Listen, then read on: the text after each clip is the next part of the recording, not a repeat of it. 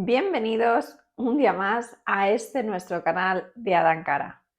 Estoy súper agradecida y súper encantada de que estés un día más aquí y bueno, también estoy muy orgullosa de mí misma porque estoy cumpliendo cada semana subir un vídeo más largo hablando de temas que te interesan. Hoy el tema que nos ocupa es la desensibilización sistemática o sistémica y bueno, pues creo que es un tema bastante importante, es un tema que ha causado bastante curiosidad en Instagram, en TikTok, donde bueno, pues he compartido bueno, pues un proceso de desensibilización sistémica personal a grandes rasgos, eso sí, y bueno, pues creo que hay cierta curiosidad por entender un poco más de qué se trata. Así que sin más, vamos a empezar. Yo lo que te recuerdo es que te suscribas para que no te pierdas absolutamente nada. Estoy subiendo, como ya te he dicho, todos los domingos información en vídeos similares a este de psicología, de coaching, de crecimiento personal y creo que son muy interesantes, o al menos el feedback que me está dando la pequeña comunidad que tenemos es que son muy interesantes. Y luego a diario pues también estoy compartiendo algunos pequeños vídeos muy chiquititos con algunos tips que son muy interesantes y muy fáciles de llevar a la práctica. Así que sin más, si no estás suscrito o suscrita, suscríbete ya, dale a la campanita para que te avise cada vez que haya un nuevo vídeo y bueno, pues todos los me gustas y comentarios son bien recibidos. Y sin más, empezamos con la definición de desensibilización sistémica o sistemática. Bueno, realmente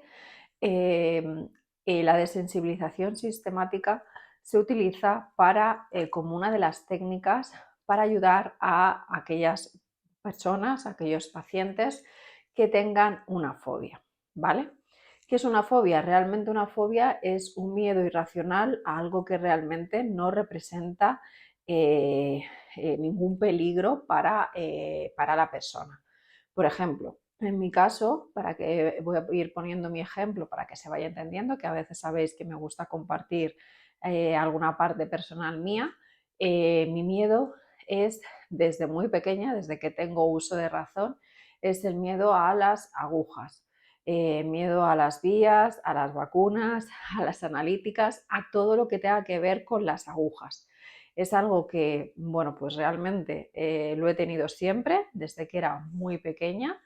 y, bueno, pues esta es una de las fobias que realmente es irracional, ¿no? Para mí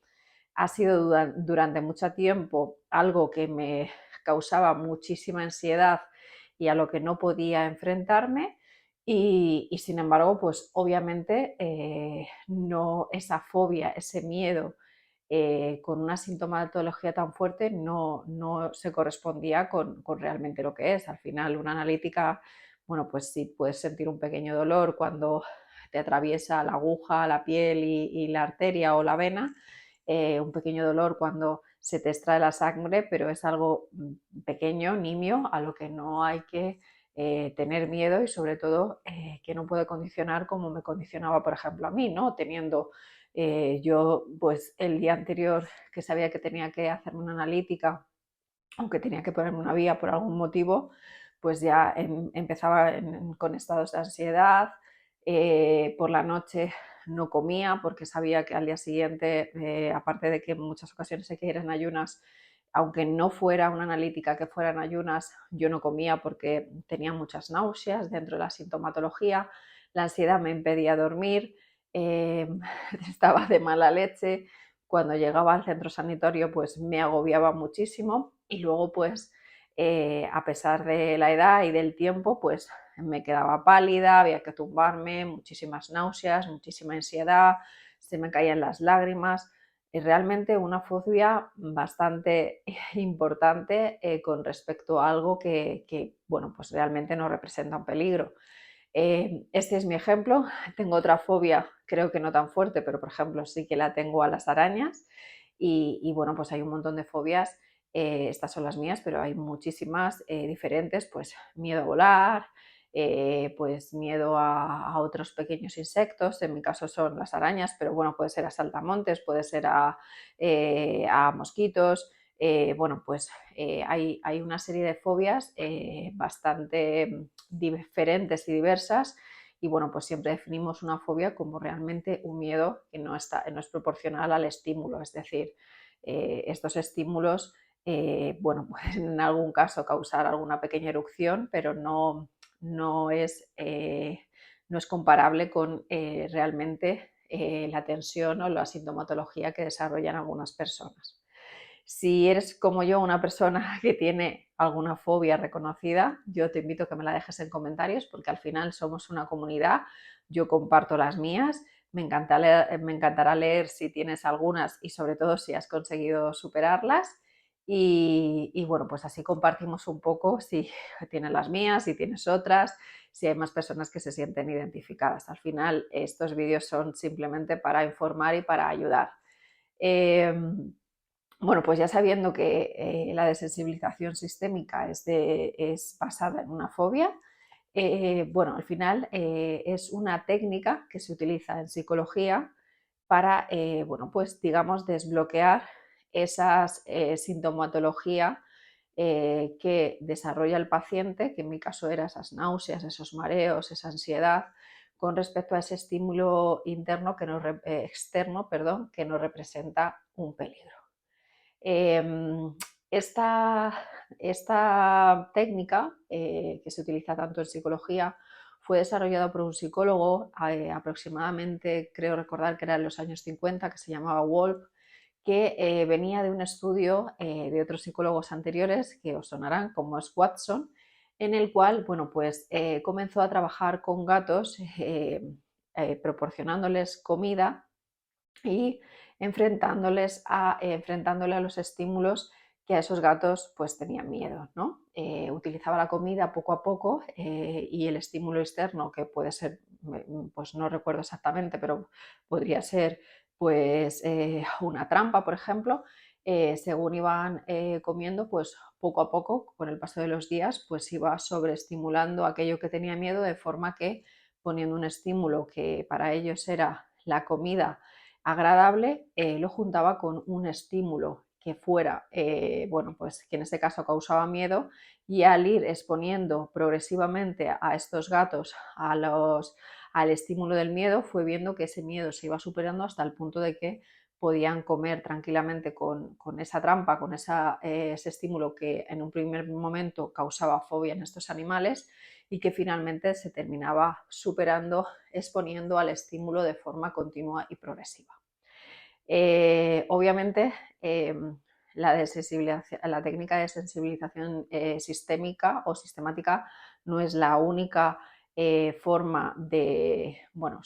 ayudar a un paciente a superar una fobia. Hay muchísimas y obviamente tienen que ser guiadas por un psicólogo, es decir, si alguien tiene una fobia, bueno, pues primero tiene que consultar a un experto, que en este caso es el psicólogo o un psiquiatra, ¿no? Donde puedas poner que tiene una fobia que le impide llevar una vida normal y que además no es racional esa reacción con respecto al estímulo. Y bueno, pues el psicólogo determinará un poco en función del paciente cuál es la técnica bueno, más efectiva para poderla llevar a cabo. Aquí al final pues comparto un poco una información que en algún caso nos puede llegar a ayudar, pero bueno, que sobre todo, bueno, pues sí que recomiendo que sea supervisado por un especialista siempre. No nos igual que no nos podemos automedicar, no nos auto podemos diagnosticar ni tampoco nos podemos auto gestionar las técnicas, porque bueno, en ocasiones sí podemos sacar ideas que nos pueden ayudar, pero bueno, siempre es mejor contar con la ayuda de un profesional. Entonces, ¿cómo es la técnica? O bueno, esta técnica de sensibilización sistemática, o al menos, bueno, pues cuáles son los pasos que se dan, que bueno, pues ya os digo que depende del psicólogo y depende del paciente, pero bueno, yo os voy a compartir cómo me es más efectivo a mí,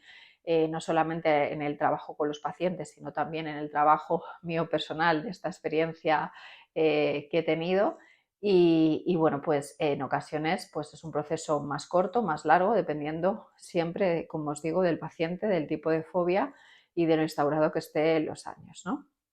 Al final, esta técnica suele conllevar 4 pasos, casi siempre se dan en todas las gestiones. El primero sería utilizar técnicas de relajación, es decir, se enseña a los pacientes técnicas como por ejemplo la respiración. Siempre que tengamos cerca esa fobia o ese estímulo externo que nos genera esa fobia, bueno, pues una de las cosas que nos pasa es que nos genera una ansiedad, que es una aceleración del pulso y una, digamos, evitación de ese estímulo, ¿no? Al final, la respiración es una de las técnicas más utilizadas en relajación y es verdad que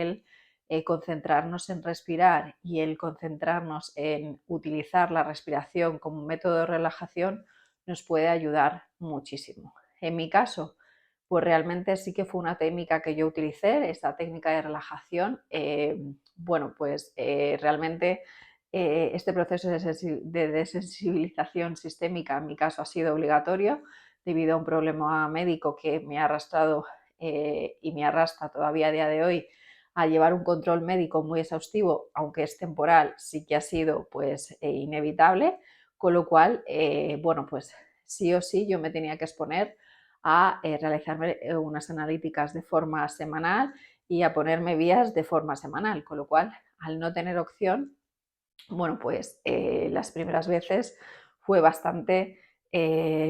bueno, pues como os digo, sintomatológico, la fobia estaba ahí y yo pues desarrollaba toda la sintomatología. Y poco a poco, pues lo primero que utilicé fue técnicas de relajación, como pues esta respiración de en el momento en el que, bueno, pues el día anterior o cuando llegaba al hospital o en el momento en el que me sentaban o me tumbaban en una camilla para proceder a ponerme la vía o hacerme la analítica, pues yo utilizaba técnicas de relajación, que en este caso eran técnicas de respiración. Contaba,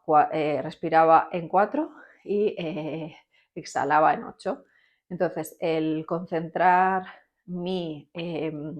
toda mi atención en la respiración, en contar 1, 2, 3, 4 mientras inspiraba y 1, 2, 3, 4, 5, 6, 7 y 8 mientras expiraba, pues me ayudó muchísimo a no concentrarme en el pinchazo. Y poco a poco es verdad que esta técnica, que para mí es la favorita dentro de las técnicas de relajación, me ayudó a que el momento pinchazo, que para mí era el peor, bueno, pues a base de repetición me fuera sirviendo como parapeto de calma. Después, otra de las técnicas, que sería el paso 2, serían las técnicas de imaginación, es decir,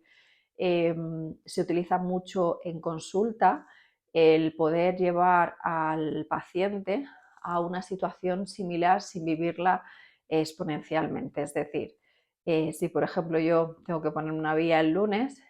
trabajar con un psicólogo, por ejemplo, el jueves, en imaginar toda la situación e ir utilizando técnicas de relajación que me lleven a vivir ese proceso de forma calmada y tranquila, ayuda mucho a los pacientes a que cuando lo viven de forma real sepan exactamente qué les va a pasar o al menos tengan cierta guía y tengan técnicas y recursos para ir agarrándose a ellas y pudiendo gestionarlo cuando tengan que vivirlo de forma normal. Me explico. Una técnica imaginativa sería, por ejemplo, la que os decía, si yo el lunes sé que tengo que irme a poner una vía, sé que el domingo yo me voy a poner nerviosa, sé que voy a dejar de comer, sé que voy a dormir mal, por la mañana sé que me voy a levantar nerviosa, de camino al hospital voy a tener mucha ansiedad, ya simplemente entrando en el hospital voy a respirar y me voy a encontrar agobiada. Cuando me toque el turno, pues voy a estar muy nerviosa, me van a tener que tumbar, empiezan las náuseas, los mareos. Entonces, como sé que ese proceso es el que yo tengo internalizado y es el que yo vivo, a través de una, digamos, meditación guiada, es decir, tumbada cómodamente con un psicólogo que me pueda guiar, voy a ir reconduciendo o ir viviendo de forma imaginativa todo ese proceso, pero acompañada de un profesional, que en este caso es el psicólogo, que me va a ir desmontando todos esos sentimientos y dándome herramientas para que no viva ese proceso de esa forma tan estructurada y tan acostumbrada, ¿no? Bueno, pues yo sé que el domingo pues es un día donde yo empiezo a estar nerviosa. Perfecto, pues vamos, en ese momento voy a tomar un baño relajante, porque sé que, bueno, pues soy una persona que me encanta darme baños de autocuidado, con espuma, y entonces voy a vivir el momento presente sabiendo que la vía llegará al día siguiente, pero en ese momento que yo ya he automatizado que tengo ese nerviosismo por la vía, me voy a relajar porque en ese momento no estoy sintiendo nada. Entonces, en esa técnica de imaginativa, pues vamos a sentir el calor del agua, la espuma, cómo me relajo, cómo ya no siento esa ansiedad, cómo estoy tranquila, cómo puedo, gracias a eso puedo dormir mejor. Y durante todo ese proceso, paso a paso, vamos a ir aportando recursos y técnicas de relajación que puedan ir ayudando al paciente, y vamos a ir sembrando un camino imaginativo que de luego después de forma real el paciente pueda replicar. Y bueno, pues como no me quiero enrollar, pasamos al tercer punto, que sería la exposición a ese estímulo. Como os decía, en mi caso, la estimulación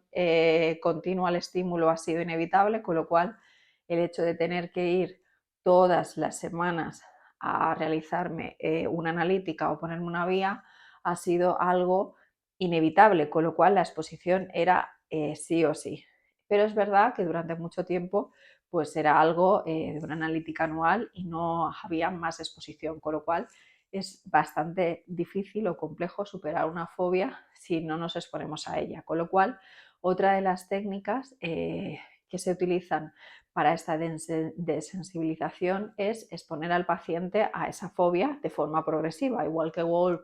ponía a los gatos, bueno, pues la primera vez les ponía de comer sin ningún estímulo externo que les causara esa fobia. La segunda vez, pues igual la trampa estaba a 1 metro y bueno, pues los gatos estaban nerviosos, pero terminaban viendo que a 1 metro no pasaba nada. Durante 5, 6, 10 sesiones la trampa se mantenía a 1 metro. Quizás pasadas esas 10 sesiones la trampa avanzaba y ya no estaba a 1 metro, sino a medio metro, y los gatos, bueno, pues iban adaptándose a esa nueva situación. La exposición continua de forma progresiva a esa fobia también forma parte de esa sensibilización y es muy efectiva, dado que vamos familiarizándonos con esa fobia y vamos cambiando condicionamientos asociados de ansiedad, negatividad, malestar asociados a la fobia con normalidad, tranquilidad, relajación, y eso nos ayuda a ir disolviendo dicha fobia. Y el cuarto punto, que ya sería el último, pues al final nos diría, perdonar, el cuarto punto sería, ay, se me olvida. Ah, bueno, sí, la evolución, perdonar, ¿eh? Es que a veces estas cosas me pasan. La evolución, o sea, ir midiendo la evolución que tenemos con respecto a esa desensibilización. Es decir, no todos los pacientes vamos a gestionar o no todos los pacientes se van a gestionar las fobias de la misma manera. Hay veces que la fobia no está muy intrínseca, es una fobia puntual que se puede solucionar de forma laxa, dando recursos, técnicas y aplicándolas, y luego hay fobias bastante más difíciles de gestionar, como puede ser, lo he puesto al principio, ¿no? Un miedo a volar, ¿no? Obviamente, si una persona tiene miedo a volar, tiene esa fobia, la desensibilización sistémica no sería meterla en un avión durante 12 horas, ¿no? Quizás sería pues coger un vuelo corto de media hora, pero bueno, sí que tenemos que tener en cuenta que en ese caso esa fobia, en el momento que subes al avión ya no puedes bajar, con lo cual la preparación del paciente tiene que ser lo suficientemente fuerte y tiene que tener la evolución suficientemente madura para poder avanzar hasta ese punto y tener técnicas o estímulos que le puedan ayudar a la hora de la gestión de esa fobia. Bueno, sin más, la verdad es que quería hacer un vídeo corto, estamos otra vez en 20 minutos, pero bueno, sí que os comparto que, bueno, esta desensibilización sistemática, obligatoria, personal que he vivido, ha hecho que haya pasado del proceso que os he contado a no es que me encanten las agujas, no es que ahora quiera ponerme todas las vacunas del mundo ni seguir poniéndome vías, pero soy capaz de dormir la noche anterior, soy capaz de estar tranquila. En algunos momentos pues sigo teniendo recuerdos bueno, pues de incomodidad, de que no me apetece, pero bueno, cuando llega el momento utilizo mucho la técnica de la respiración y puedo estar sentada, se me pone la vía, se me saca, se me hace la analítica, se me saca la sangre y bueno, pues el hecho de también mantenerme durante un tiempo con la vía puesta me ayuda muchísimo a haber normalizado el que la vía está ahí, no hace daño, no tengo por qué tenerle fobia o pavor y bueno, pues que sin más lo he normalizado y es algo que en lo que seguiré trabajando, pero que gracias a las técnicas de relajación imaginativas y a esa exposición continua y progresiva del estímulo al que yo tenía tanta fobia, he conseguido superarla. Espero, espero de verdad que si tienes alguna fobia que de verdad te impide avanzar, que te da miedo, que no te permite llevar una vida, digamos, normal o que esa fobia te está impidiendo avanzar, yo te recomiendo que te pongas en manos de un profesional por ti, por los tuyos, por tu entorno. Y bueno, pues hay profesionales maravillosos que te pueden ayudar a través de esta desensibilización sistémica bien aplicada o bien con otras técnicas que son igual de efectivas. Y es muy importante, antes de terminar, también identificar que muchas de las fobias no son personales, sino son heredadas de patrones y, bueno, pues limitaciones familiares. En mi caso, tanto la fobia que tenía a las agujas analíticas y todo tipo de pinchazos era heredada o aprendida de mi madre, y el miedo a las arañas o la fobia que aún tengo que trabajar, que es a las arañas, también procede de mi madre. Con lo cual, realmente es un comportamiento, un condicionamiento aprendido que no es natural, que si tú a un niño pequeñito le pones al lado de una araña, pues no le tiene miedo. Obviamente si esta la pica, pues en algún momento puede desarrollar la fobia de esa manera o bueno, pues en una analítica son muchas las personas que de pequeñas pues se le hace una analítica, etcétera, no es agradable, pero no desarrollan esta fobia que en muchas ocasiones, como os digo, es heredada. En mi caso es de mi madre y bueno, pues es importante también que con respecto a tus fobias identifiques si es algo tuyo o es algo heredado o aprendido por parte de algún familiar, del entorno, etcétera. Lo puedes aprender, como siempre, por ti misma o por ti mismo o ayudado y siempre de la mano de un profesional, con un psicólogo que pueda guiarte. Y sin más, hasta aquí ha llegado el vídeo de hoy. Espero que te haya gustado, que te haya inspirado. Bueno, agradezco mucho cualquier comentario. Si tienes fobias como las mías,